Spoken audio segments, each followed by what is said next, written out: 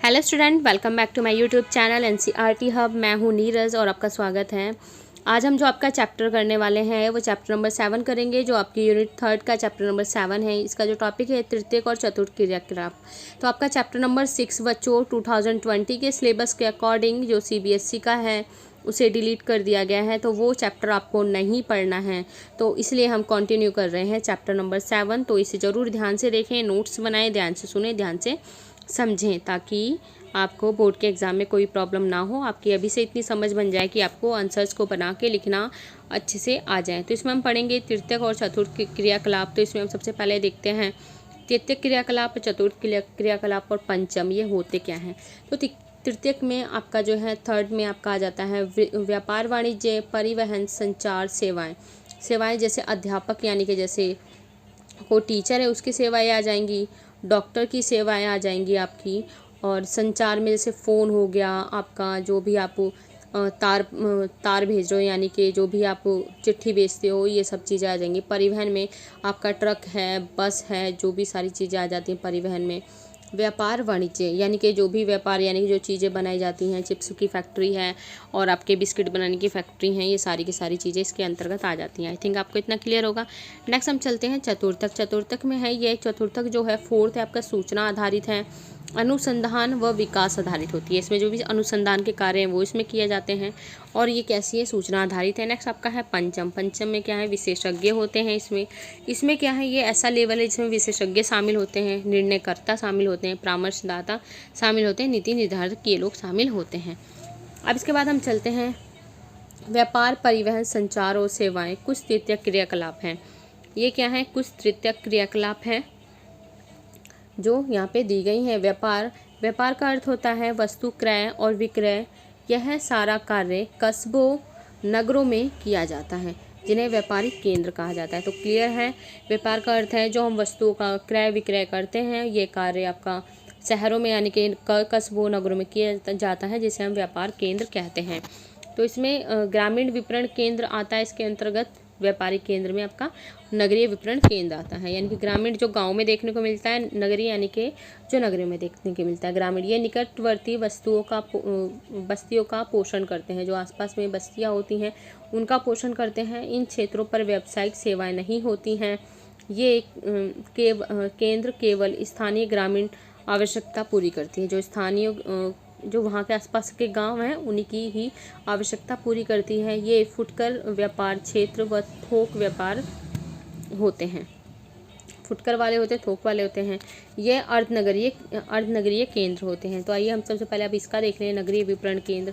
तो इतना आपको ग्रामीण का समझ में आया होगा, यानी कि जो ये मान लीजिए आपका गांव है, गांव के आसपास के जो क्षेत्र यहाँ पे आ जाते हैं वो वाले होंगे। ये नगरीय जो आसपास के जो बस्तियाँ होती हैं उसका भरण पोषण जो भी ये करते हैं, उनके लिए जो फैसिलिटी प्रोवाइड करते हैं।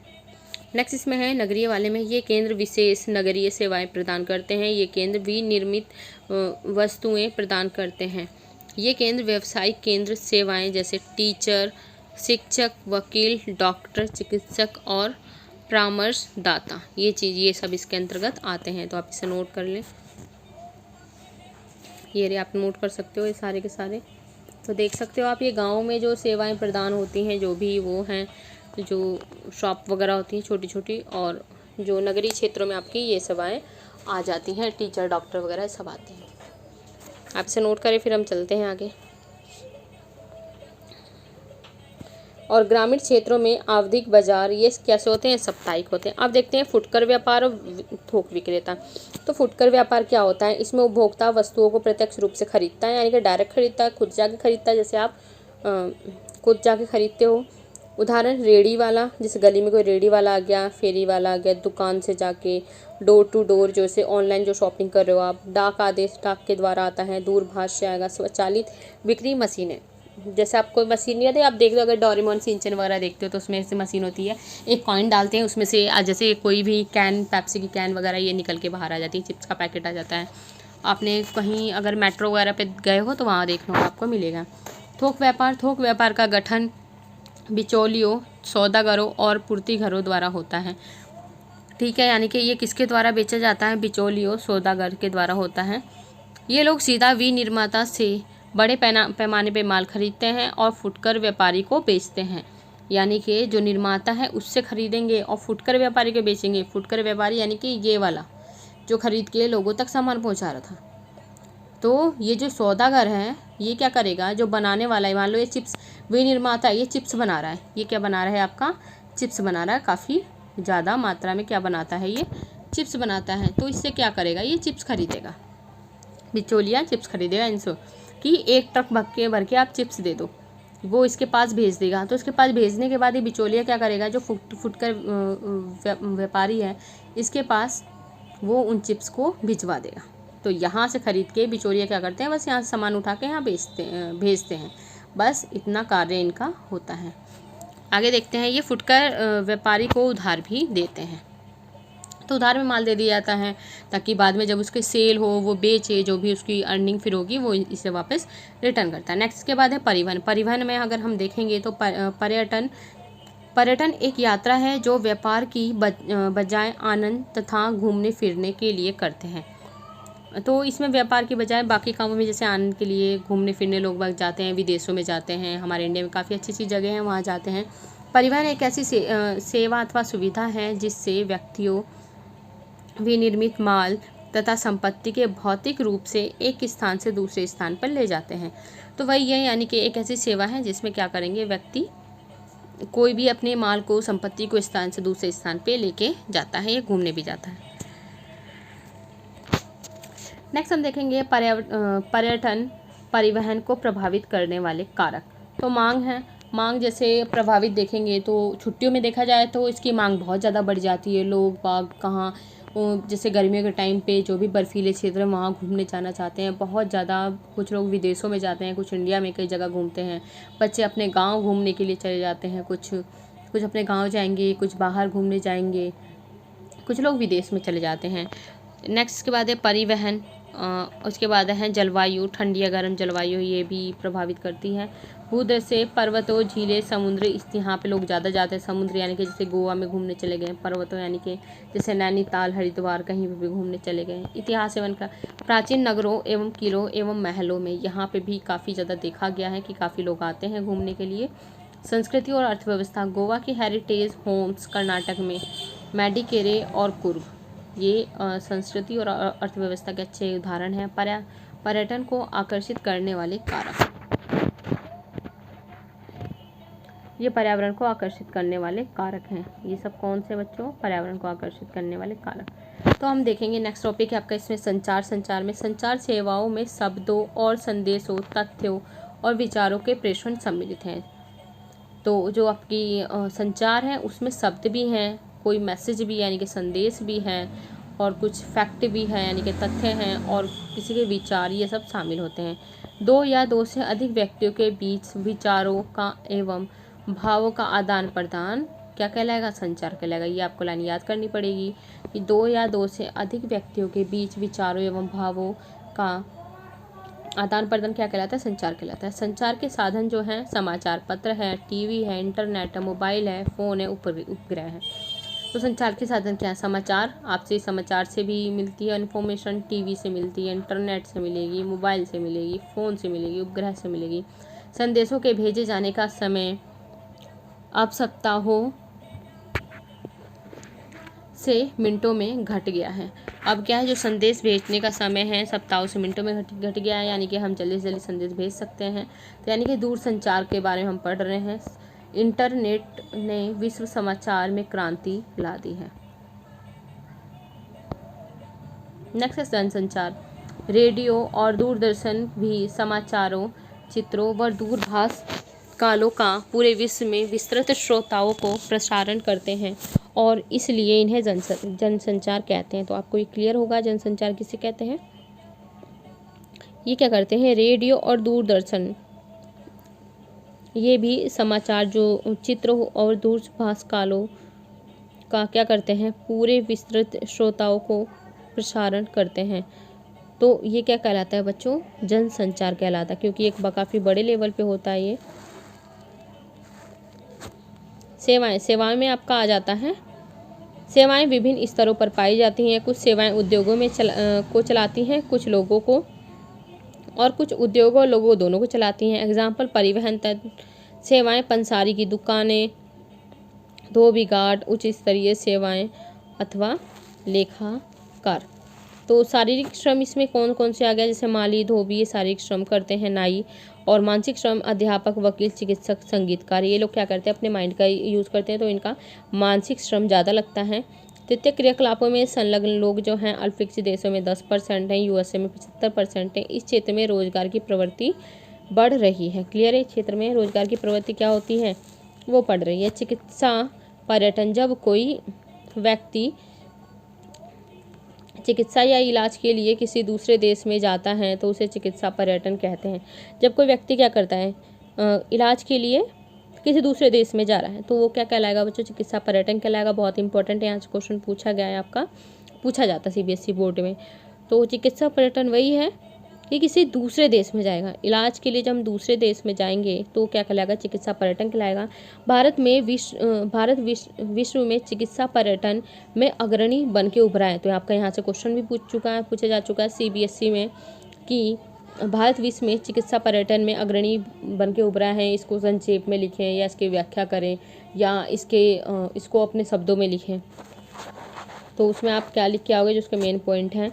तो भारत में विश्व स्तरीय अस्पताल संपूर्ण विश्व के रोगियों का उपचार होता है। बाह्य श्रोतन रोगियों को भी इसमें लाभ होता है। स्विट्जरलैंड और ऑस्ट्रेलिया भी इसी श्रेणी में आ जाते हैं। भारत, थाईलैंड, सिंगापुर, मलेशिया जैसे विकासशील देशों को चिकित्सा पर्यटन से अनेक लाभ प्राप्त हो रहे हैं, क्योंकि हमारे पास क्या आ रही है, इससे विदेशों की करेंसी आ रही है, जिससे हम भी इसका बेनिफिट उठा रहे हैं।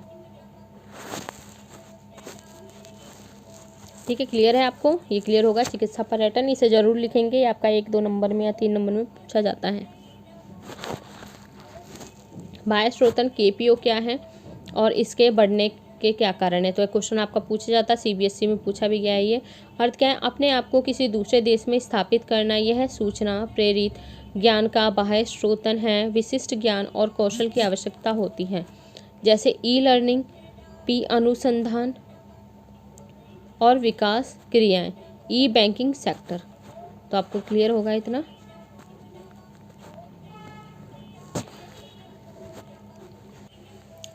जैसे इसमें किसी को स्पेसिफिक नॉलेज वगैरह है और किसको स्पेशलिस्ट है कोई किसी चीज़ में, तो उनकी इसमें ज़रूरत होती है। जैसे ई लर्निंग आप देखोगे तो हम कहीं से भी कोई भी चीज़ खरीद सकते हैं, विदेशों से मंगा सकते हैं, अपने इंडिया में कहीं भी बैठे किसी भी राज्य में किसी भी कोने में कोई भी चीज़ पा सकते हैं। इसमें रिसर्च की सारी चीज़ें आ जाती हैं, जो भी डेवलपमेंट एक्टिविटी हो रही है वो आ जाते हैं। ई बैंकिंग सेक्टर भी सारे इसके अंतर्गत आते हैं, जो भी ऑनलाइन कार्य आपके हो रहे हैं।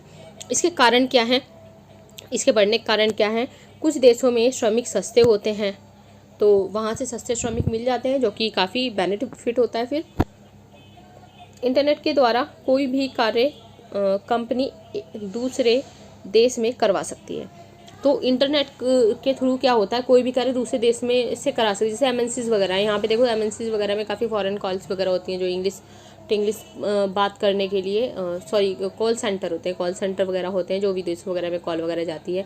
तो देखोगे काफ़ी सारी विदेशी कंपनियां जो भारत में आके कार्य कर रही हैं, तो क्या है, उनको यहाँ पे सस्ते श्रम भी मिल गए हैं, जो उनका बेनिफिट भी हो रहा है। और ये कोई भी कंपनी किसी दूसरे देश से भी देश में कार्य करवा लेती है इसमें। क्यों, क्योंकि हर चीज़ इसमें ऑनलाइन ही है। वैश्वीकरण के कारण इसे बढ़ावा भी मिला है। ठीक है, रोजगार अवसर अगर देखा जाएगा तो इसमें साइबर कैफ़े वगैरह हैं, लागत कम है, कुशलता लेकिन ये है स्किल तो होनी चाहिए से। जैसे भारत, चीन, पूर्वी इजराइल, फिलीपींस में बड़ी संख्या में कॉल सेंटर खुले, जो मैंने अभी आपको एग्जांपल दिया है वही चीज़ इसमें लिखी हुई है। तो इसमें रोजगार के अवसर काफ़ी खुले हैं, जो कॉल सेंटर वगैरह आप देख भी सकते हो, विदेशों के आगे हमारे यहाँ पे कॉल सेंटर लगे हुए हैं। अब वो हमने पढ़ा था केपीओ, यानी कि आपका हमने पढ़ा है केपीओ इसे बोला जाता है, यानी कि बाह्य श्रोतन। और यहाँ पे क्या है, बीपीओएस, तो व्यवसाय प्रक्रमण बाह्य श्रोतन। बीपीओएस योग्य व नवयुवकों एवं नवयुवतियों के लिए रोजगार के नए अवसर उत्पन्न करता है। तो आपका बहुत इंपॉर्टेंट क्वेश्चन है, थोड़ा घुमाऊ है, तो ये सीबीएसई के क्वेश्चन पेपर में पूछा भी गया है आपका। तो इसमें बेसिकली क्या है बच्चों, इसमें अपने आप को किसी दूसरे देश में बिठा दिया है। ठीक है, स्थापित करते हैं। और इसमें जो जो लोगो लगाया जाए, जैसे मान लीजिए ऑनलाइन जो भी काम हो रहे, जो भी अभी ऑनलाइन शॉपिंग वगैरह कर रहे हो, तो किसी विदेशी, जैसे आपकी क्लब फैक्ट्री थी जो चाइना की, चीन की थी बेसिकली, वहाँ की चीज़ें जो हम यहाँ पे मंगा सकते हैं, क्लब फैक्ट्री हो गई, और अलीबाबा हो गई, वो भी चाइना की है। तो इससे क्या है, ई लर्निंग के थ्रू हम यहाँ से वहाँ चीज़ें कर सकते हैं। इसमें जो ज़रूरत होती है कामगारों की, वो वही हैं जो विशिष्ट, जिनको स्पेसिफिक कोई नॉलेज वगैरह है, और वो काफ़ी अच्छे कुशल श्रमिक हैं उनकी। और बाकी जो इसके कारण यही हैं, आपके रोज़गार के अवसर आप देख सकते हैं, साइबर कैफ़े वगैरह जो खुले हैं, कॉल सेंटर वगैरह, ये हो गए सारे, ये रोज़गार के अवसर हैं। नेक्स्ट इसमें जो आपका एक अलग पॉइंट है, ये चैप्टर थोड़ा ऐसे, इसमें जो कुछ चीज़ें अलग अलग आई हैं, जैसे अंकीय विभाजन। अंकीय विभाजन क्या होता है, पढ़ते हैं हम। किसी भी देश, कोई भी देश कितनी जल्दी से जल्दी अपने नागरिकों को सूचना और संचार के लिए लाभ उपलब्ध कराता है, इसी को अंकीय विभाजन कहा जाता है। यानी कि कोई भी देश से कोई भी इन्फॉर्मेशन, मान लीजिए कि जैसे आपका नोटबंदी का था, ने लॉकडाउन का एग्जांपल लेते हैं कि शाम को 5 बजे जो थाली बजने का एग्जांपल दिया था, तो कोई भी देश, वो क्या है, उन्होंने हमारे पूरे देश के, यानी कि भारत में जो भी हर राज्य में बैठे हुए थे, उन लोगों तक अपनी फटाफट जो इन्फॉर्मेशन पहुंचाती थी। तो इसमें यही चीज़ आती है कि सबको 5 बजे जो थाली है या घंटी बजाना जो भी था समथिंग, वो सब ने किया था। और एक बार जो दिए जलाने वाली बात कही थी, तो वही चीज़ें कि कोई भी देश जो भी है अपने नागरिकों को कितनी जल्दी सूचना दे रहा है, कितनी जल्दी संचार का लाभ उपलब्ध कराता है, इसको कहा जाता है, अंकीय विभाजन कहा जाता है। विकसित देश इसी दिशा में आगे बढ़ गए हैं, जबकि विकासशील देश, हम लोग अभी भी थोड़े पिछड़े हुए हैं। देश के भीतर आप देखो, देश के भीतर जो है, यानी कि एक देश मान लेते हैं हमारा इंडिया है, इसके अंदर की हम बात करेंगे, इंडिया से बाहर नहीं जा रहे हैं। तो एक देश के भीतर हम देशों के भीतर भी अंकीय विभाजन दिखाई देता है। उदाहरण के लिए भारत और रूस के अलग अलग भागों में इस प्रौद्योगिकी के विकास में काफ़ी अंतर पाया जाता है, लेकिन नगरों को सूचना और संचार की सुविधाएं उपलब्ध हैं, जबकि ग्रामीण एवं दुर्गम क्षेत्र वंचित हैं। तो देखा जाए, अगर देखेंगे बच्चों, जो आपका अंकीय विभाजन है, तो भारत, अगर रूस का देखा जाए तो भारत में तो बहुत बेकार है, लेकिन रूस के अकॉर्डिंग तो रूस में तो काफ़ी ज़्यादा अच्छा है। लेकिन ये कह रहा है कि हमारे देश के अंदर भी ये दुर्दशा देखने को मिलती है। तो हमारे शहर में देखो, हर एक फैसिलिटी है, ऑनलाइन शॉपिंग कर सकते हैं, कुछ भी कर सकते हैं, लेकिन आप गांव में जाके कोई ऑनलाइन चीज़ मंगा के देखो, जो आप डोमिनोज पर पिज़्ज़ा ऑर्डर करते हो, गांव में अगर आप गांव में जाके मंगाना चाहो तो इट इज़ नॉट पॉसिबल, वहाँ पॉसिबल नहीं है। कोई भी ऑनलाइन शॉपिंग कर रहे हो तो आप वहाँ पे ये चीज़ नहीं कर सकते हो। कोई भी सूचना दी जा रही है, आप वहाँ पे जाके ये सूचना वगैरह नहीं दे सकते। मतलब काफ़ी सारी चीज़ें ऐसी हैं जो गांव में नहीं, फैसिलिटी नहीं हो पाई है। तो देखा जाएगा तो अंकीय विभाजन जो है हमारा, जो डिफ्रेंशिएट हो रहा है, वो गांव में भी देखने को मिलता है। इसमें क्या है, कॉलर का रंग है, कार्य की प्रकृति है, उदाहरण। तो ये बॉक्स आपको याद करना पड़ेगा। लाल कॉलर के श्रमिक, स्वर्ण कॉलर के श्रमिक, और श्वेत और नीला कॉलर। तो जो लाल कॉलर के श्रमिक हैं, प्राथमिक क्रियाओं में लगे रहते हैं। जैसे कौन सी प्राथमिक क्रियाएं, कृषि, वानिकी, मत्स्य यानी कि मछली पालन।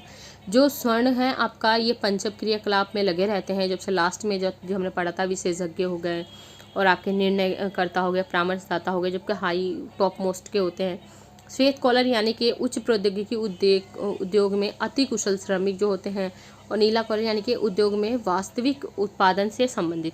अब आपको जो मैं एक टास्क दे रही हूँ, जो बच्चे यहाँ तक वीडियो देखते हुए आ रहे हैं, टास्क दे रही हूँ, इसके आपको कुछ एग्जाम्पल्स लिखने हैं। यहाँ पे मैंने नहीं लिए हैं, जानबूझ के छोड़ा है ताकि बच्चों कुछ एक्टिविटी आप करो। इसे सर्च करोगे श्वेत और नीला कलर को, इसको फिल करोगे और उसे मेरे कमेंट बॉक्स में कमेंट करोगे। सबसे पहले श्वेत कॉलर लिखोगे, कॉलर जरूर लिखना ताकि पता चल जाए। वाइट कॉलर लिख सकते हो आप इंग्लिश में, वाइट कॉलर, उसके सामने फिर उसके एग्जाम्पल लिखना। फिर ब्लू कॉलर, उसके सामने फिर उसके एग्जाम्पल लिखना। और इसमें हम देखेंगे चतुर्थक सेवाएं क्यों जरूरी हैं। तो इनके अंतर्गत कर्मचारियों में विशिष्ट ज्ञान का उपयोग किया जाता है। कर्मचारी को जो विशिष्ट ज्ञान का इसमें यूज होता है, बस इसमें एक ही लाइन है। अब हम देखेंगे जाल तंत्र और पहुंच। जाल तंत्र और पहुंच क्या है? जाल तंत्र विभिन्न स्थान आपस में जुड़कर जाल तंत्र की रचना करते हैं। यानी कि जो काफ़ी विभिन्न स्थान है, इधर इधर से आपस में जुड़ के क्या करते हैं, जाल तंत्र की रचना करते हैं। नोड क्या है? दो अथवा अधिक मार्गों का संधि स्थल है। दो अथवा अधिक मार्गों का एक ऐसा संधि स्थल एक उद्गम बिंदु है, एक गंतव्य बिंदु अथवा मार्ग के सहारे कोई कस्बा क्या होता है, नोड कहलाता है। यानी कि एक मार्ग इधर से आ रहा है, एक मार्ग इधर से आ रहा है, जो उसके सेंटर वाला पॉइंट है, और जो उद्गम स्थान भी है, गंतव्य बिंदु भी है, उसके आसपास के जो भी कस्बा वगैरह है वहाँ का, वो क्या कहलाता है बच्चों, नोड कहलाता है।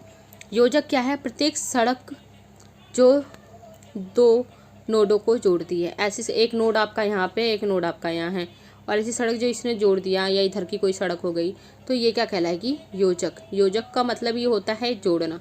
योजक का अर्थ होता है बच्चों जोड़ना, तो आपको दिमाग में रखना, यानी कि जो, लेकिन यहाँ पे किसको जोड़ रही है, ये नोडों को, जो दो नोडों को जोड़ेगी वो क्या कहलाएगी, योजक। नेक्स्ट में श्रृंखला भंडार, आई थिंक ये लास्ट है आपका, लास्ट टॉपिक है ये। श्रृंखला भंडार एक भंडार चलाने के अनुभवों को अन्य भंडार पर लागू करके अनेक जगह अपने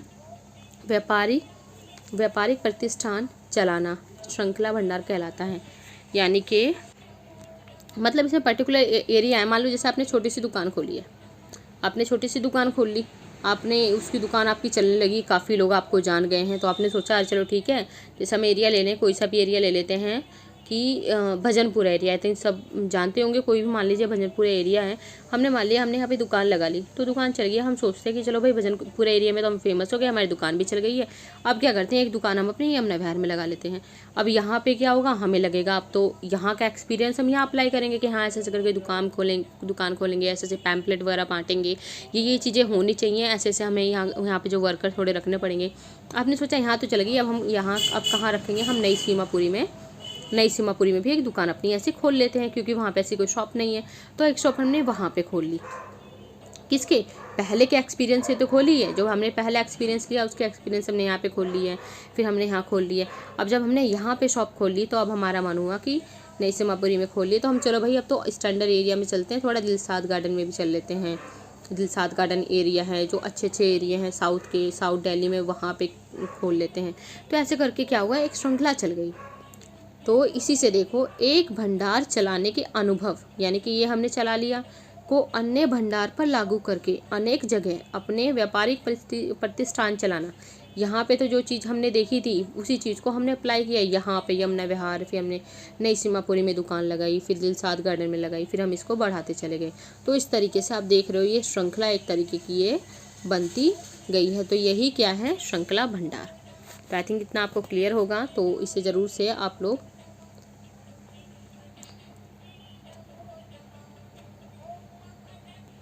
ज़रूर से सब्सक्राइब कर दें, और इसको शेयर करें अपने दोस्तों के साथ, जो भी ऐसे नीडी बच्चा है जिसे चाहिए, जो कोचिंग नहीं जा सकता, ट्यूशन नहीं जा सकता, उसे ज़रूर प्रोवाइड कराएं, क्योंकि ट्यूशन जाना कोई सोल्यूशन नहीं है। आपको यहाँ इतनी चीज़ें प्रोवाइड कराई जा रही हैं कि आप एक बार आप इसे कई बार देख सकते हैं। ट्यूशन में क्या होता है, एक बार आपने यहाँ ट्यूशन लिया, आप एक दो या तीन बार पूछना चाहोगे तो आपको काफ़ी प्रॉब्लम भी हो सकती है, कि डांट भी सुनने को मिल सकती है कि कितनी बार तुम्हें बताया जाए। तो यहाँ एक वीडियो को आप कितनी बार भी देख सकते हैं, समझ सकते हैं, नोट कर सकते हैं, क्योंकि यहाँ पे नोट्स तो आपको करवाए जा रहे हैं बच्चों। आपको जो CBSE के जो पेपर हैं आपके, सबसे पहले क्वेश्चन पेपर प्रोवाइड किए जाएंगे, फिर जो उसके सॉल्यूशन प्रोवाइड किए जाएंगे। देन उसके बाद आपको जो CBSE के चैप्टर वाइज क्वेश्चन है, जो आपके CBSE के जो चैप्टर वाइज क्वेश्चन आने वाले हैं, वो आपको प्रोवाइड किया जाएगा। तो इसमें काफ़ी सारी चीज़ें आपको दी जाएंगी, जैसे आप देख सकते हो यहाँ पे आपको नोट्स प्रोवाइड किया जाएगा। दूसरा है CBSE के जो आपके क्वेश्चन पेपर हैं, पिछले 10 ईयर्स के जो पेपर्स ही हैं वो, फिर उसके बाद उसका जो सॉल्यूशन है वो आपको यहाँ पे कराया जाएगा। देन आपको जो चैप्टर वाइज CBSE के क्वेश्चन आए हुए हैं चैप्टर वाइज, वो यहाँ पे आपको कराया जाएगा। तो आई थिंक इतना आपके लिए इनफ है, आपको कहीं पे भी ट्यूशन वगैरह जाने की ज़रूरत नहीं है। तो इसे ज़रूर करें, अच्छे से करें, इसी चीज़ को बार बार वीडियोस को देखो, आपको बहुत अच्छे से क्लियर हो जाएगा। तो मिलेंगे नेक्स्ट वीडियो में। आपका वो लास्ट चैप्टर है, 2020 के सिलेबस के अकॉर्डिंग लास्ट चैप्टर है आपका। तो ज़रूर करें, घर पे पढ़ाई करें, सेफ़ रहें, अपने घर वालों का ध्यान रखें। तो मिलेंगे नेक्स्ट वीडियो में नेक्स्ट चैप्टर के साथ। Till then bye.